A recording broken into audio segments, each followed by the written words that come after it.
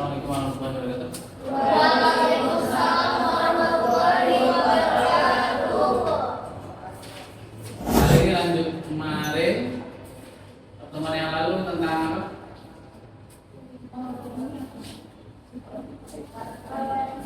Kalau refleksi 3, 2, 1 3 algoritma apa yang mari kita bicarakan? Hah? Tentang apa kemarin?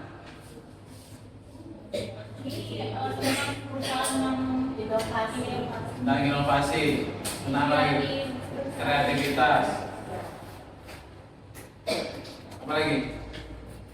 Halo? Jangan materi satu ketimbang materi lain yang kemarin lupa. Apa? Hah? Kemarin sempat studi kasus kan? Perusahaan yang ada 5 kelompok kan? Kelompok ini kelompok apa? Ada kelompok apa? Nah, kamu tadi satu. Nah, sekarang kita ngobrolin tentang risiko. Resiko, kalau bahasa bakunya risiko. Ya. Jadi kalau kalian kuliah berangkat dari rumah, dari kos-kosan, dari kontrakan, kelas, ke sekolah, kampus, ada risiko nggak? Apa itu risikonya?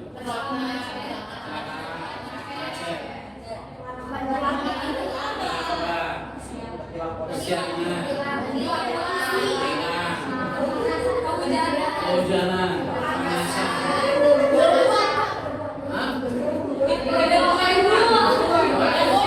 kena debu, ban bocor,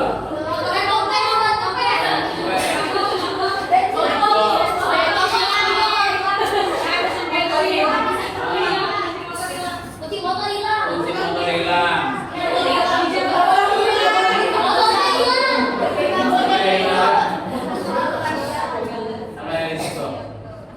Kalau motor hilang, sayang apa sayang? Misal, ya kan? Biar nggak hilang.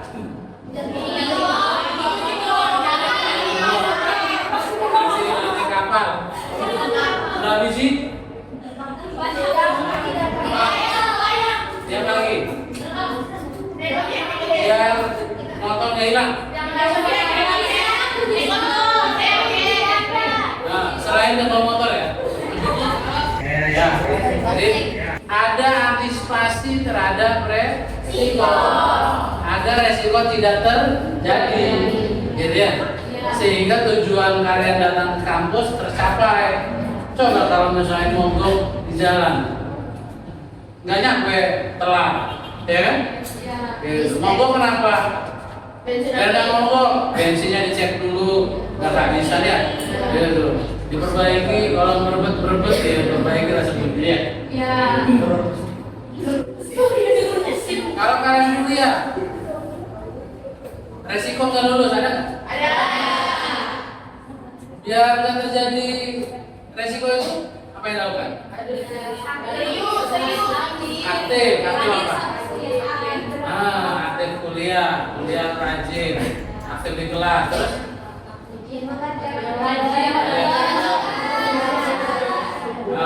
belajar lagi.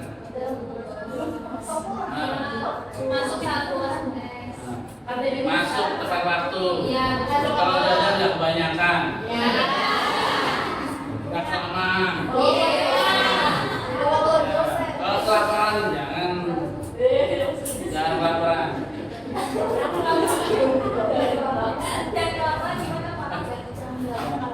Nah, kalau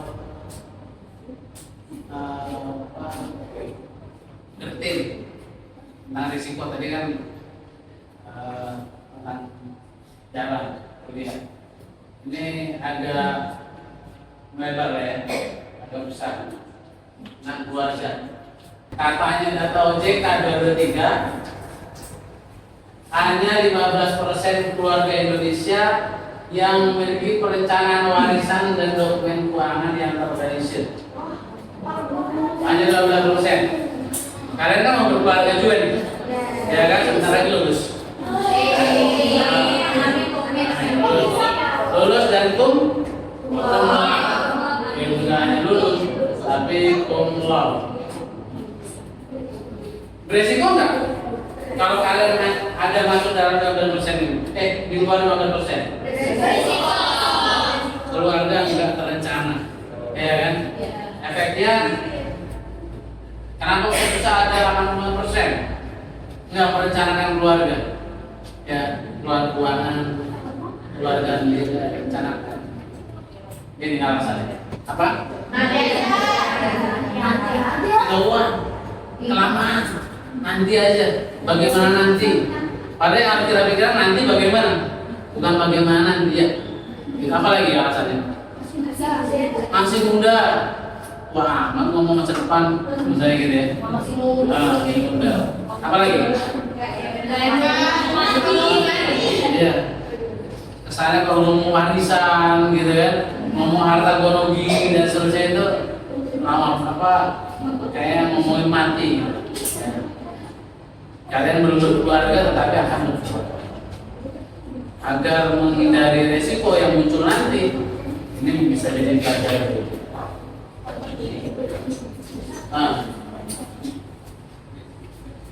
Keluarga 44% mengalami kesulitan finansial ketika suami meninggal. Ketika suami ini risetnya, ketika suami meninggal 28% terpaksa jual aset. Maka biar nggak terjadi kan, nggak punya aset gitu.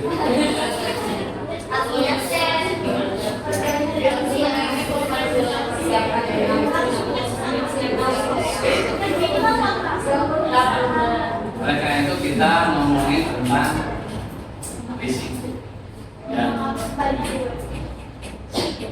Manajemen risiko. Kita nggak bisa menghindari risiko. Yang paling mungkin kita lakukan apa? Memanage, mengelola risiko. Tua itu kan keniscayaan, kan? Nggak bisa kita hindari. Kayak resiko hidup, yang namanya hidup pasti kita hadapi. Ya. Kalau nggak mau ketemu resiko atau ketemu masalah ya mati. Udah ketemu masalah itu juga belum tentu ya. Nanti ketemu lagi kan. Artinya yang bisa kita lakukan adalah mengelola, ya, mengelola resiko. Masalahnya adalah di dalam konteks kita kelas wirausaha yang paling dekat UMKM, resikonya apa? Kalau pesaing banyak, apa lagi?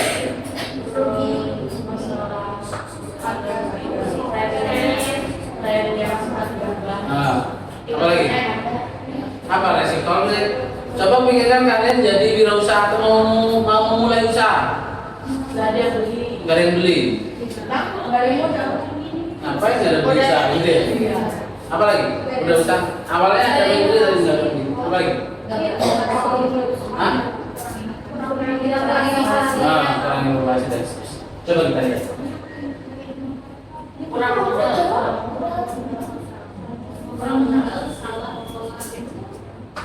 Ini bisa jadi resiko. Modal kurang. Biasanya UMKM kan masalah itu ya. Kurang modal nih. Resiko kurang bisa dikelola. Kita tahu pasti hadir itu resiko yang tadi sebutin. Tapi nggak pintar nggak nyiapin mengelola. Udah tahu ya. Risiko yang bukan musuh, tapi apa ini? Sinyal sudah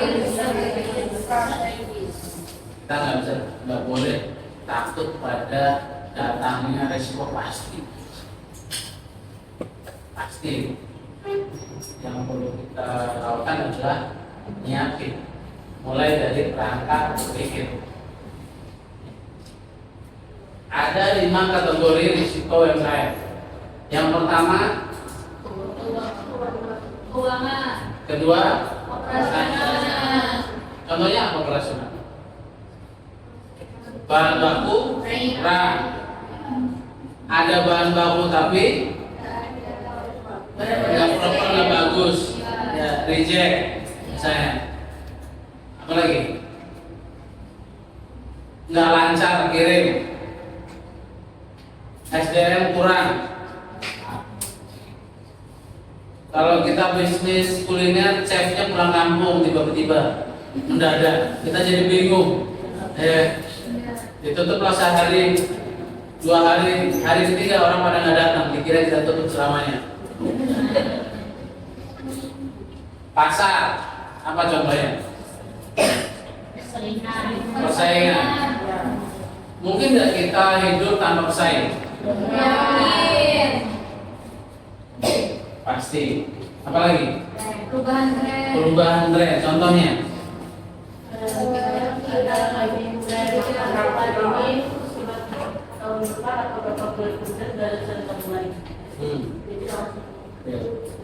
Tempo hari sempat rame es kepel ya? Apa bedanya kepel dan kepal? Sekarang mana tuh es kepel? Es kepal itu? Ya. Rek. Ya. Berikutnya? Apa contohnya? Perizinan. Enggak punya PIRT bisa izin. Enggak punya sertifikasi. Tapi ini halal Pak, Ibu. Gitu. Tapi enggak ada stempel halal.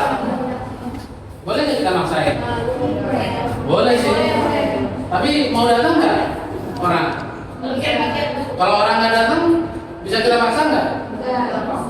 Bisa jadi mereka nggak komplain, tetapi nggak datang lagi, ya kan? Jadi hati-hatilah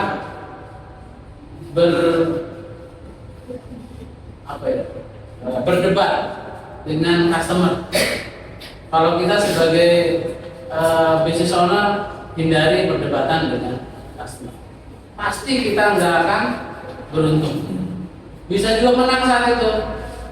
Customer kalah, besok datang lagi nggak? Nggak ada.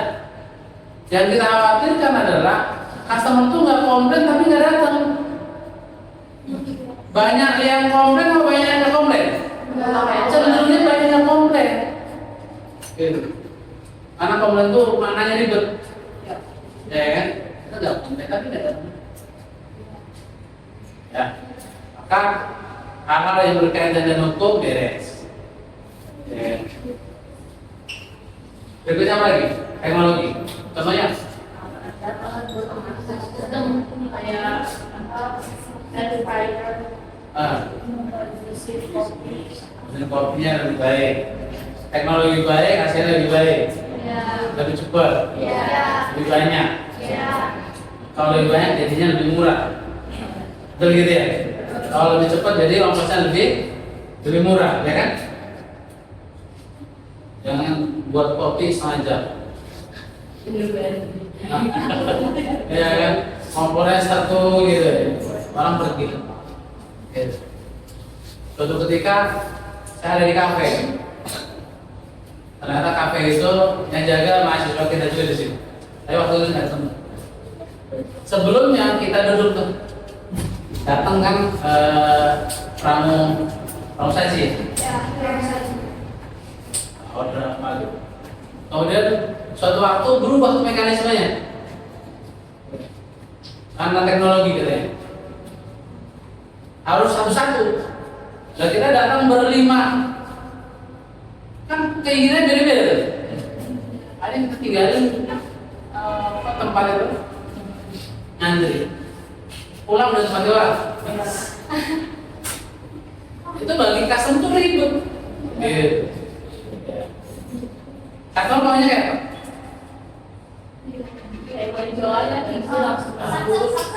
Dilayani dengan cepat gitu ya. Ketika kita datang, kita nggak punya tempat yang jelas, aman nggak kita? Mana makanan nanti? Kejadian tapi berikutnya coret dari tempat nongkrong, komplain kita, tapi nggak datang lagi. Kita memitigasi hal seperti itu menjadi penting dan penting sebagai bisnis owner, sebagai pemilik usaha. Ya. Nih, kita bisa mapping berdasarkan kemungkinan, tingkat kemungkinan dan besar kecilnya dampak. Jadi misalnya kemungkinan itu ada sangat mungkin, ya. Rendah, ada tinggi, dampak ada besar, ada kecil. Kalau kemungkinan terjadinya tinggi, dampaknya besar, kita taruh di sini di kritis. Kritis maksudnya apa? Harus segera diselesaikan, gawat darurat. Ini masuk di sini nih. Kalau resiko ini probabilitasnya tinggi. Kalau probabilitasnya tinggi tapi dampaknya rendah? Apa sih dampaknya rendah? Efek kitanya tuh nggak terlalu lah ya. Jadi kita langsung tahan. Demikian juga kalau dampaknya besar, probabilitasnya rendah, tetap tinggi.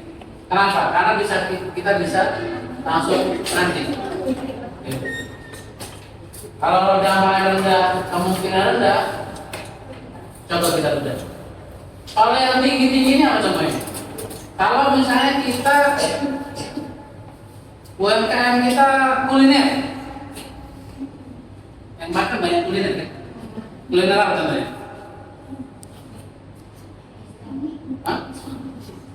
Mana PST? Bakso. Oke, buat bakso. Dampak tinggi, resiko probabilitas tinggi apa contohnya? Basi. Kalau basi mungkin ya, sangat mungkin. Dampaknya besar nggak? Basi dan itu terkirim ke customer. Kalau basi dan terkirim sih masih mending ya. Tapi nyampe ke sini. Apa impactnya pada resiko bagi kita? Customer yang kemudian posting. Selesai lah kita. Bakso bulat. Bakso gepeng. Kalau probabilitasnya rendah tapi dampaknya tinggi, contohnya?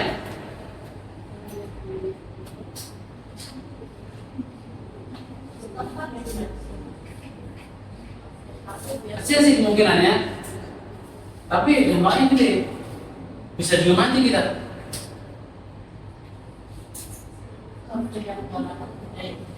Iya.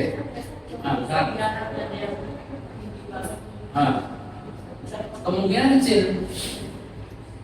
Preman baru, gitu. Mungkin kan? Mungkin tapi kecil. Tapi kalau terjadi, habis juga kita. Nah, kita perlu antisipasi biar kita nggak mati oleh preman, aksi preman misalnya. Ya, nanti kita bicarain nih aksi kita apa, mitigasinya, antisipasinya kan. Jadi kita nggak hanya berhenti pada ini resikonya ini, dampaknya itu. Yang lebih penting setelah itu apa? Aksi kita ngapain agar resikonya nggak muncul. Kalau muncul, kita bisa selesaikan. Gitu. Kalau rendah atau rendah, iya, probabilitas tinggi, dampaknya rendah, sangat mungkin, tapi impactnya nggak terlalu. Impactnya nggak terlalu karena ada cadangan lain. Apa contohnya? bakso. Kemungkinannya besar nih muncul resiko, tapi dampaknya nggak terlalu besar bagi kita. Salah pesanan. Hah? Salah pesanan. Salah pesanan. Ya.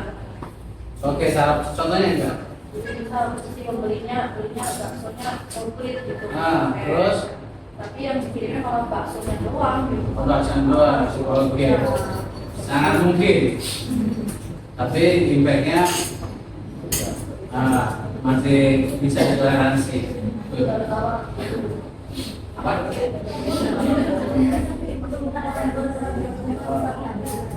Nggak mau bawa, ada bawa. Ya. Ada bawa. Catat ya, ada bawa ya. Resiko kecil tapi sering bisa lebih berbahaya daripada resiko besar tapi jarang. Contohnya apa nih? Kecil tapi sering.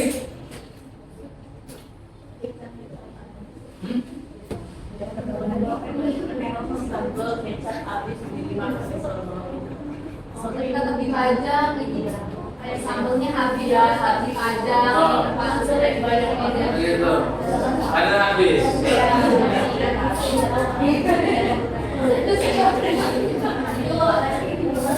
Oke. Ya. Jadi kalau kita sebagai business owner, tadi kita belajar komunikasi, ya kan? Kita nilai dampaknya kritis, tinggi, sedang, ya. Respon kita seperti apa? Baru kemudian kita evaluasi terus hingga nggak muncul lagi. Ini siklik. Bisa jadi resiko kemarin kita bisa handle. Bisa nggak muncul resiko baru? Bisa. Terus ngapain? Never ending.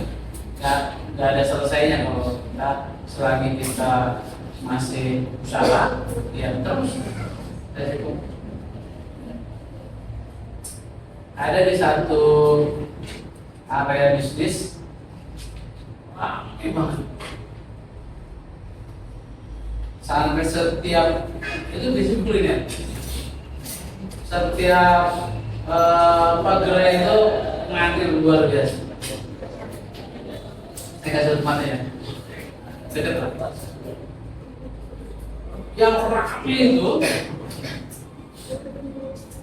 dalam hitungan 1-2 hari langsung sepi.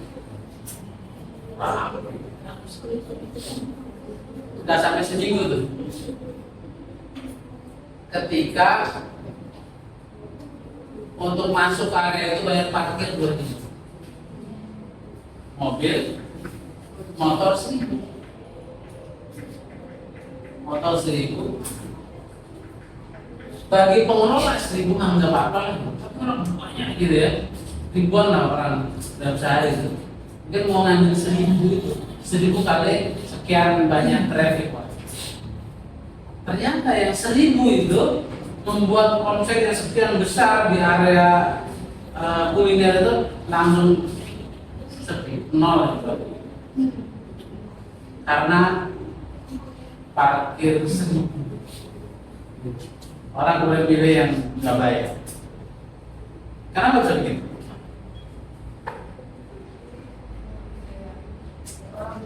Kalau misalnya kalian ngurus parkir, hanya 1.000 aja orang pergi. Kenapa? Ada sih. Nambah biaya. Nambah biaya jelas. Kan kecil gitu kan. Menurut orang yang di sana, kok jadi pertimbangan? Karena makannya ada substitusinya. Ada penggantinya nih. Di area itu bisa jadi bagus, tapi di area yang lain ada yang semisal. Kalau nggak ada yang lain, tetap datang nggak orang? Bisa jadi maksain datang kalau nggak ada yang lain. Iya. Kalau nggak ada yang lain. Tapi kalau ada yang lain, yang nggak ada bayar, Iya, bayar. ya nggak bayar. Kecil, tapi kita harus mitigasi. Yang kecil ini, gitu ya. Ada substitusi enggak? Gitu. Kalau nggak ada substitusi orang bisa mau bayar. Tapi kalau nggak ada substitusi, nggak ada pengganti, selesai. Ya. Ada Resiko bahan baku, produk expired, keterlambatan distribusi ini yang paling sering. Ya.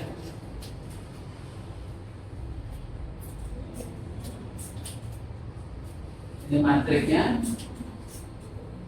Yang kita sudah bicarakan.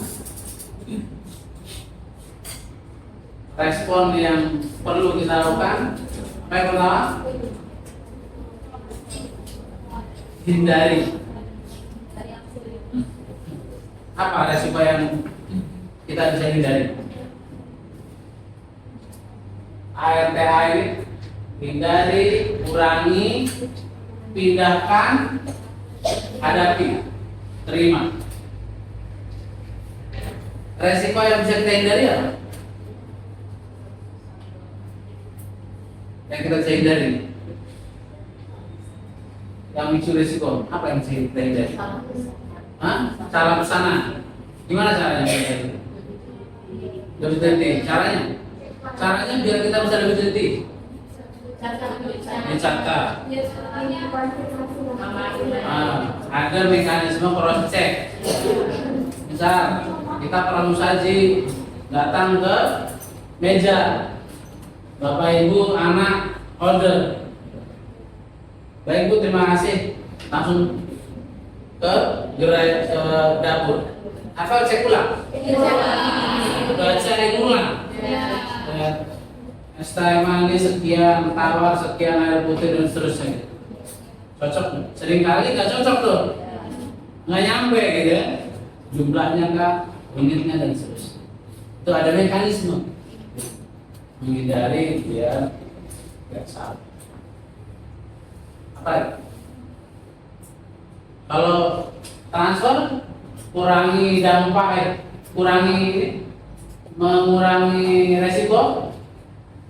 Tadi udah sebutin SOP produksi ketat, pramusaji harus membaca ulang.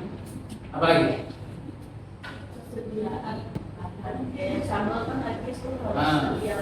Oke, berarti apa tuh? Menjaga stok, ada buffer stok. Walaupun nggak bisa kita banyak-banyak. Kalau terlalu banyak kayaknya apa? Bahan bakunya banyak bisa basi. Kalaupun nggak basi, mahal kita. Uangnya belum pakai tapi kita harus beli. Bukan beli sambal, beli cabai. Gitu. Kita harus beli cabai. Gitu. Kita harus beli cabai, duitnya di cabai bukan di bakso. Padahal kita jual bukan cabai, bakso. Nah, yang kita bisa terima komplain. Contoh komplain apa? Yang udah terjadi kita terima gimana tuh? Minta maaf, kita terima, terus tapi juga bisa ada pengembalian apa? Oke.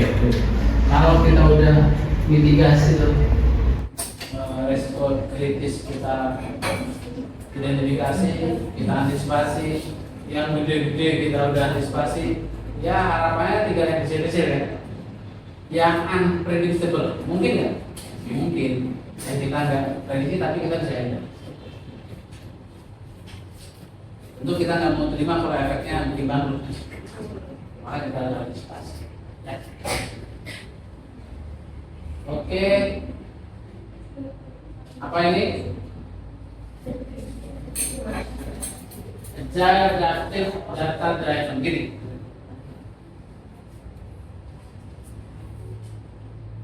Di era yang makin cepat gini, ya, saat ini tidak lagi perencanaan yang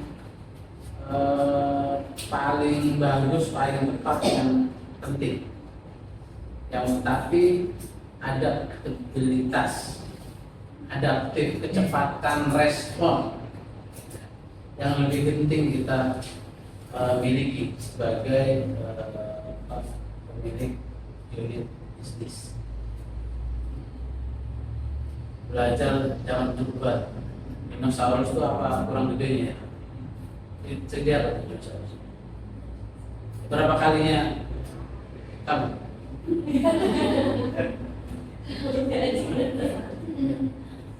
Gede gitu, makhluk paling gede bisa punah, ya. Kenapa punah? Karena nggak ada aktif. Karena kelaparan, nggak ada aktif. Jadi bahasanya nggak agile, nggak simple, nggak adaptif. Maka sebagai pemilik bisnis penting punya mindset fleksibel, adaptif, mengikuti tren dunia. Apalagi untuk adaptif apa? Contohnya teknologi, apalagi ada banyak ya. Nah, sekarang coba kita role play agar bisa lebih tergambar. Kelas dibagi 3 ya. Kelompok 1, kelompok 2, 3 di sana ya. Nah. Kelompok 1, 1, 2, 3. Kelompok 2, 1, 2, 3. Kelompok 3, 1, 2, 3. Oke? Memerankan pemerintah, investor, UMKM. Nah, 1, 2, 3. Siapa yang mau jadi pemerintah? Siapa mau jadi UMKM? Siapa yang jadi investor? Hah? Ini? Oke, kelompok UMKM, ini investor, ini pemerintah. Perannya apa? Tujuannya kan identifikasi risiko, analisis stakeholder, negosiasi strategik, mitigasi. Perannya ini kan udah ada di grup ya. Bisa dibaca ulang ya. Masing-masing kan punya tujuan nih. UMKM tumbuh, investor tujuannya untung, profit, pemerintah stabilitas.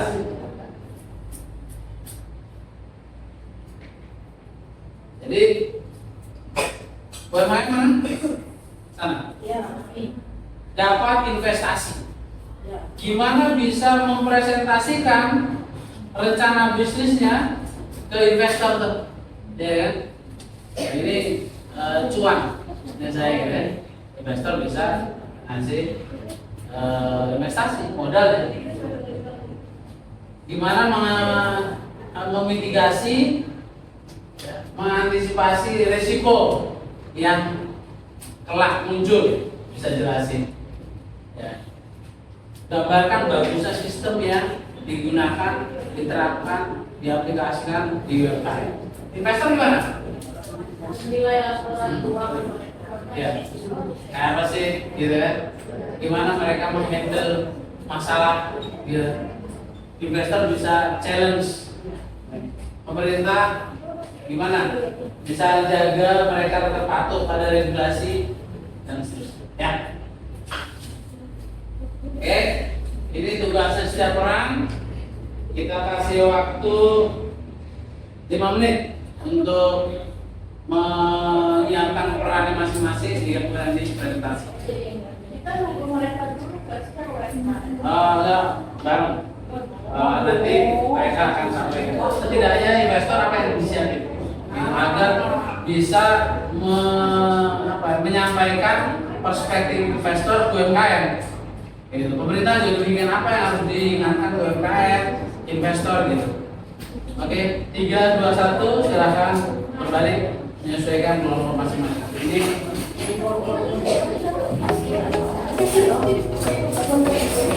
jaga rasa tenang.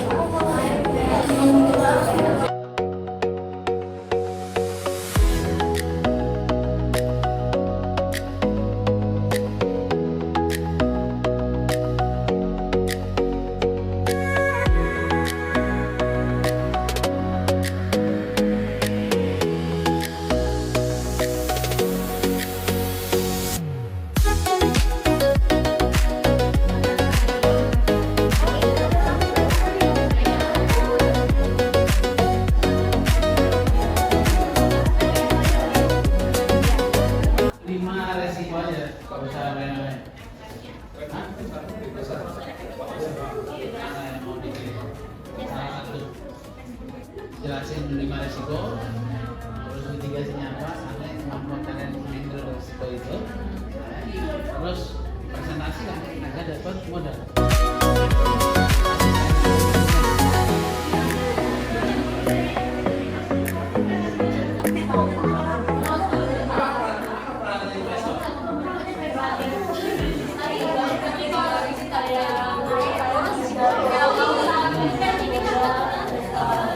Ini kalau kuliner kami nggak mau ada miras saya. Kenapa? Caranya.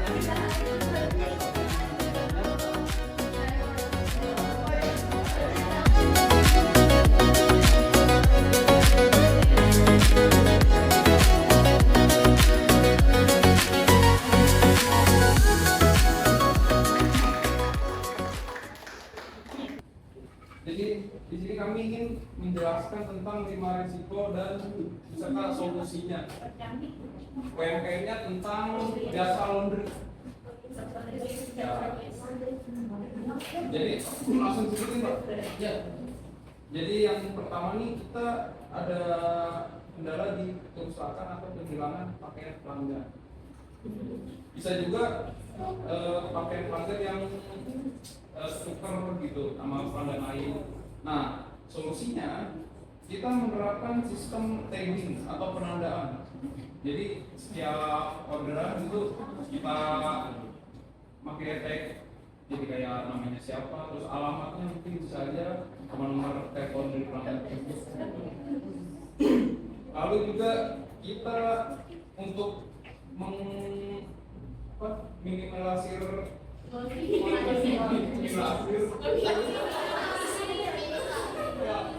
untuk mengurangi kerusakan pada pakaian, kita menggunakan atau dengan cara menyortir cucian dan jenis bahannya. Jadi takutnya yang pakaian putih terus dicampur sama merah bisa luntur, atau jenis bahannya ada yang mudah, pokoknya kita pilih-pilihin gitu. Jadi biar nggak pelanggan yang satu pelanggan lainnya tuh kena efeknya gitu. Dan gunakan sistem reward atau punishment kepada ininya yang pekerjaannya itu. Jadi biar si pekerjaannya ini lebih teliti gitu untuk melakukan atau pokoknya pas cucinya itu lebih teliti gitu, biar nggak terjadi hal-hal yang tidak diinginkan. Nah, masalah yang kedua ada pada kerusakan peralatannya. Karena peralatan ini sering digunakan, mungkin sehari bisa berapa kali dipakai, jadi besar kemungkinan peralatan ini bisa mengakibatkan kerusakan. Nah, solusi dari kita yang pertama itu melakukan perawatan rutin dan pengecekan. Karena makanya setiap hari mungkin bisa kita seminggu antara 3 kali atau berapa kali melakukan metode yang berbeda. Yang kedua, kita memilih mesin dengan spesifikasi tinggi, gitu. Karena itu dengan kita memilih mesin-mesin yang agak mahal, jadi di sini kita membutuhkan dari pihak investor.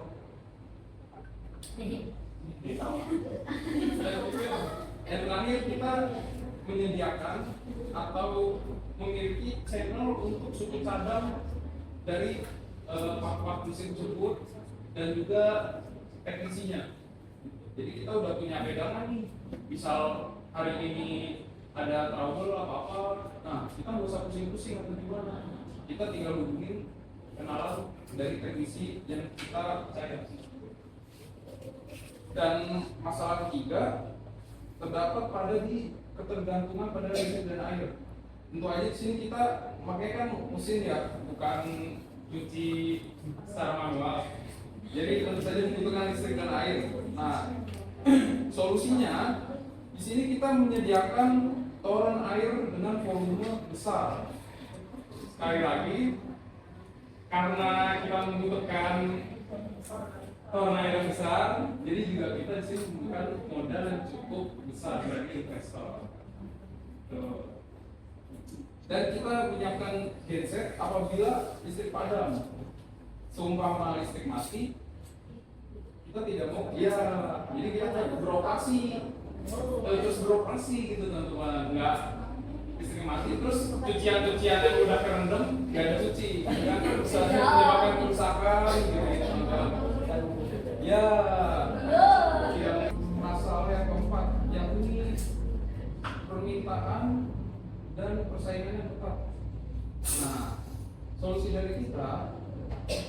menggunakan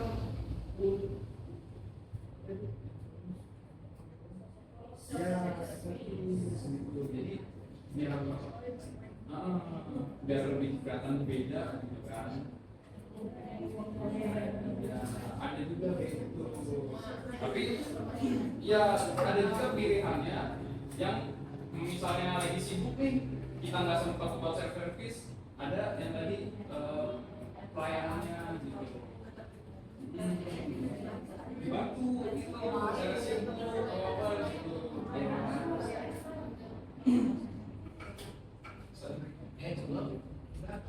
Salah satunya mana yang kelima? Masalah sumber daya manusia yang tadi kita bilang. Nah, caranya mengirim karyawan, mungkin kita bisa mencari dengan SDM yang sesuai dengan kriteria, entah itu dia memiliki pengalaman atau sebagainya gitu. Terima kasih. Nah, investor. Assalamualaikum warahmatullahi wabarakatuh. Saya sini sebagai perwakilan dari para rekan-rekan investasi saya. Di sini ada satu dulu yang saya ingin tanya. Jadi sebenarnya jasa kalian, usaha kalian ini baru berdiri. Iya. Jadi nanti.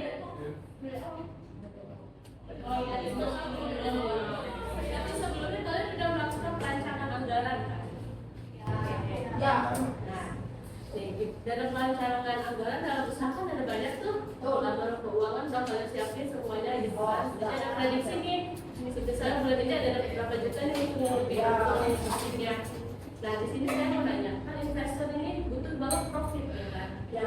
Berapa lama waktu yang kalian butuhkan ini sampai modal yang kita kasih itu diberikan kembali itu tepat waktu? Misalkan kalian udah melakukan misalkan perhitungan BP gitu. Berapa lama? Ini langsung dijawab gitu. Ada beberapa pertanyaan nggak? Lanjutin aja, catat aja. Oh iya. Terus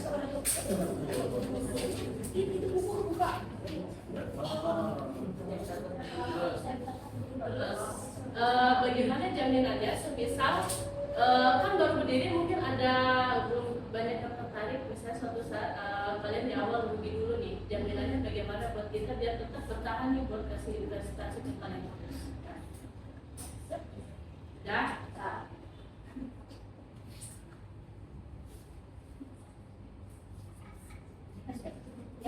Dan terus syaratnya nih, sudahkah kalian masih di awal pasti sudah mengurus izin dulu sebelumnya pastinya ya?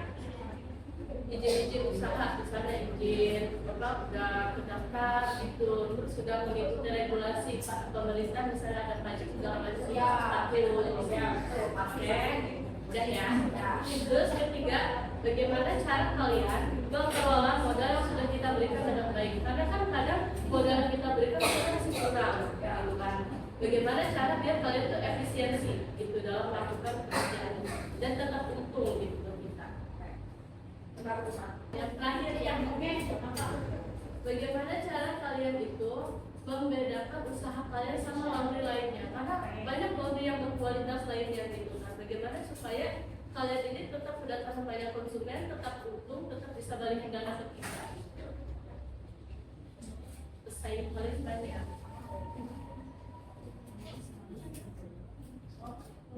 Oke, close buat.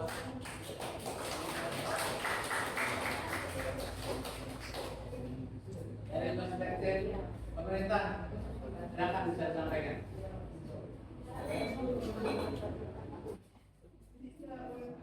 Iya, kemudian. Nah. Enggak. Mereka tidak ngaji dulu. Coba.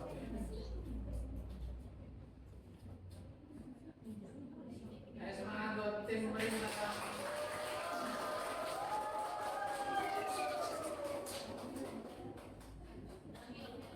Ayo.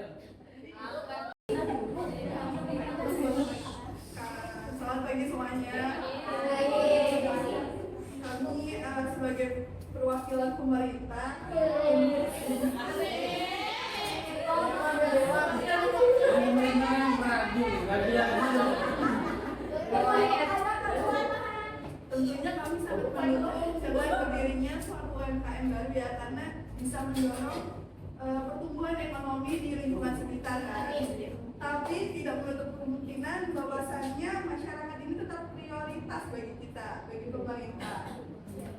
Nah, di sini kita ingin menekankan beberapa regulasi ya.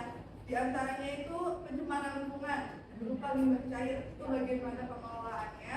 Dan yang kedua itu apakah UMKM ini udah punya legalitas dan izin usaha. Terus bagaimana keamanan dari laundry ini serta standar higienitasnya. Apakah bisa aja sebagai konsumen kita memiliki penyakit kulit. Apakah mesin yang telah digunakan oleh konsumen yang memiliki penyakit kulit ini telah disterilkan terlebih dahulu sehingga takutnya bisa menyebar ke konsumen yang lain. Selanjutnya itu ada penggunaan air tanah berlebihan. Tadi ada ketergantungan pada listrik dan air. Salah satu rencananya itu ada pembangunan toren air yang besar kan. Otomatis ada penggunaan air tanah berlebihan. Itu bagaimana? Air tanah berlebihan. Bagaimana dari pihak UMKM untuk menanggapinya? Nah, untuk pihak investor, kami sangat mendukung investor untuk menanamkan modalnya ke UMKM karena menurut kami dengan adanya UMKM ini bisa menumbuhkan ekonomi masyarakat sekitar. Jadi kami harap investor bisa tetap menanamkan modalnya ke UMKM.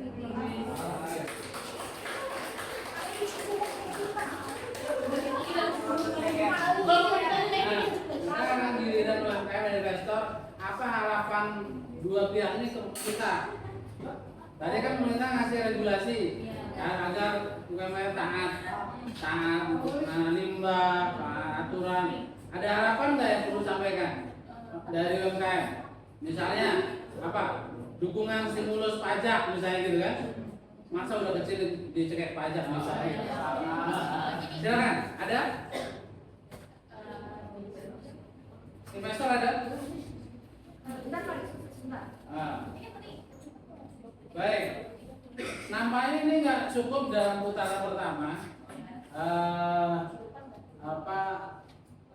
UMKM menganalisis kesiapan apa yang ditanya oleh investor. Jawabannya nanti di GCR ya, di classroom ya. Pemerintah juga demikian. Harapan UMKM pemerintah terus saja di GCR. Kita mainkan di online. Oke, buat kita semua.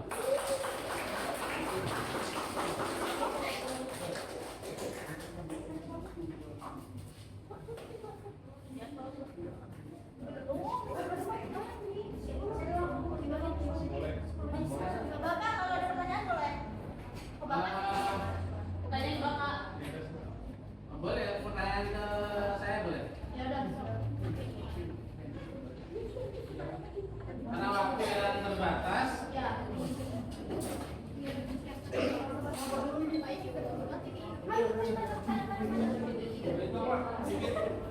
Pak, Ya. izin masih boleh ya Pak? Nah, boleh. Untuk investor, menurut kami dari yang investor sampaikan itu lebih ke arah pertanyaan, bukan analis dari 5 risiko yang telah disebutkan. Ada dan kalau nggak salah investor belum menyebutkan syarat untuk bukan syarat dari investornya, dari investor. Kita meminta yang harus ada di investor itu. Itu udah ada isinya, intinya gitu. Cuma tadi disampaikan emang agak tertera-tera. Terus kita juga syaratnya ada izinnya pertama. Terus yang kedua ini ada kayak kira tadi udah rasanya baru modal berapa bulan? DPP-nya Ada apa? yang paling lama 12 bulan. Batas modal. Oh, bagus sebenarnya jelas. Kan kalau tadi soalnya Pertanyaannya Iya. untuk menggabungkan modalnya, terus lagi izin, terus apa lagi? Terus juga pasti lagi Efisiensi biayanya Oke, diskusi dilanjutin di Google Classroom ya.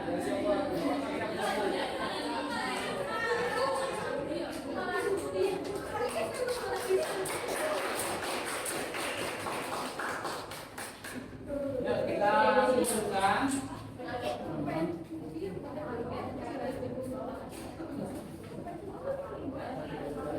Ada yang ada di sini?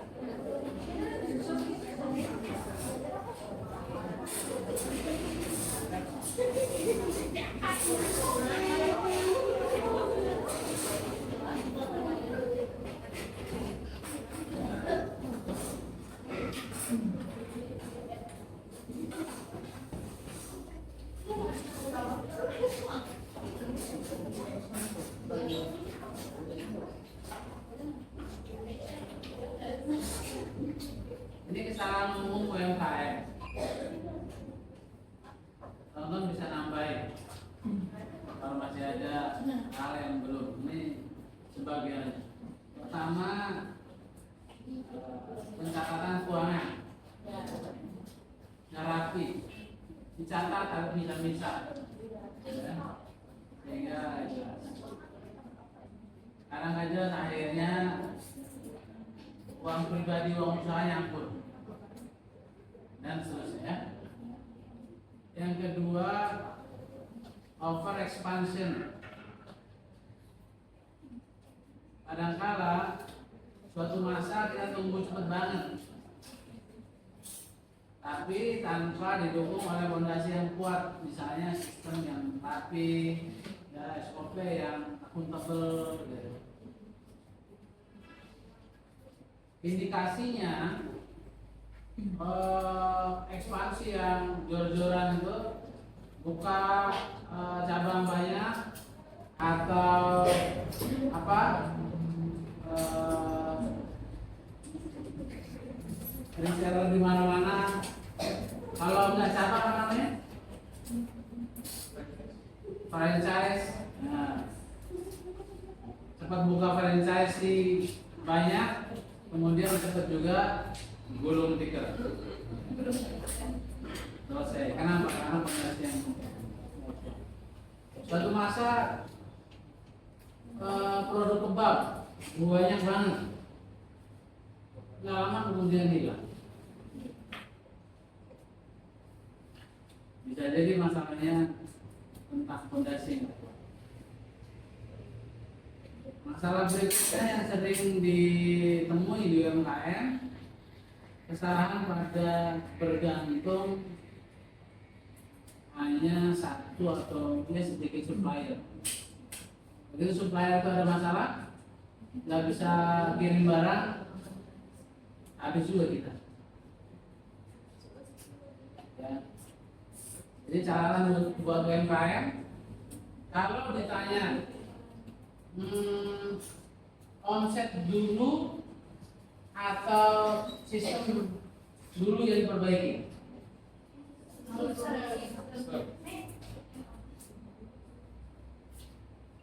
Omset dulu, ada dulu duit masuk gitu. Laku dulu ya. Sistem bisa belakangan. Sistem dibagusin kan modal tuh. Sementara laku belum jelas gitu.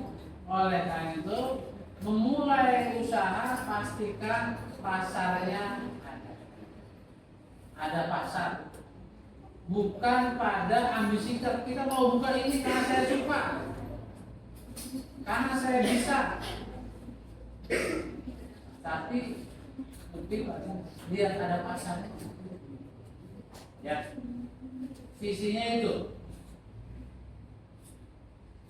Oleh karena itu teman-teman bisa elaborasi 5 langkah strategis yang saya sudah share ya. Tata resiko, prioritaskan resiko mana yang paling kritis, ya kan? Yang besar, mana juga yang bisa kita abaikan. Mitigasi, monitor, mengevaluasi. Pasti ada resiko. Yang harus kita lakukan adalah manage. Ini gambar apa ini?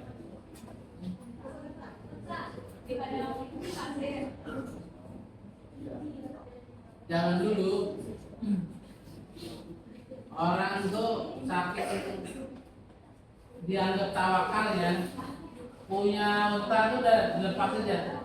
Orang mau ibadah sholat gitu, naik unta dari rumah, saya itu unta biarin.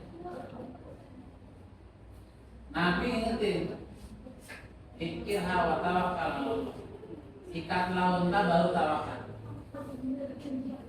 Jadi ada ikhtiar yang nyata, baru kita bisa mengharapkan hasil. Kita bisa usaha, harus dibarengi dengan ikhtiar. Ikhtiar itu diantara manajemen yang baik. Dalam konteks pertemuan kita, manajemen risiko. Kita ketahui risiko. Ada banyak risiko. Kita bisa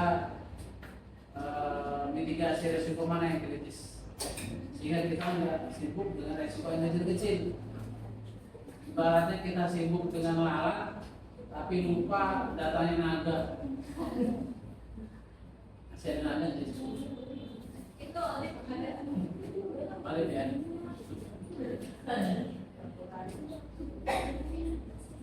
itu di mana Pak? Hah? Mana? Jadi oleh kalau mau jadi entrepreneur harus berani ambil risiko. Ya. Tidak ada kemajuan tanpa keberanian melangkah ke depan.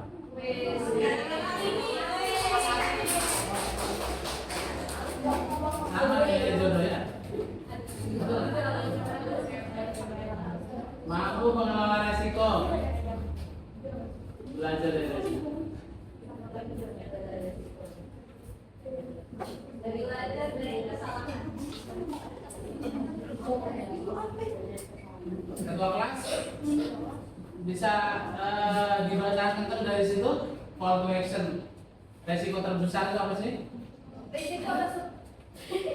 Resiko terbesar. Resiko apa yang paling Anda takutkan saat mulai bisnis? Langkah mitigasi. Apa langkah konkret yang akan Anda ambil untuk menghadapinya? Diskusi bersama kelompok Anda dan siapkan presentasi singkatnya.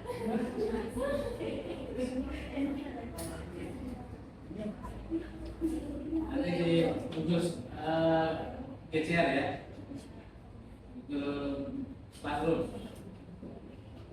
Risiko besar versi teman-teman bisa juga beda. Terakhir, resiko terbesar itu apa katanya?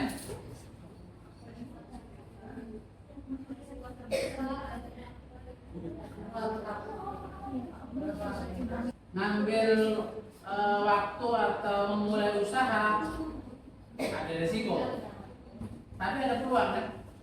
Ada peluang untung kan? Tapi kalau nggak ngambil usaha, nggak mulai usaha,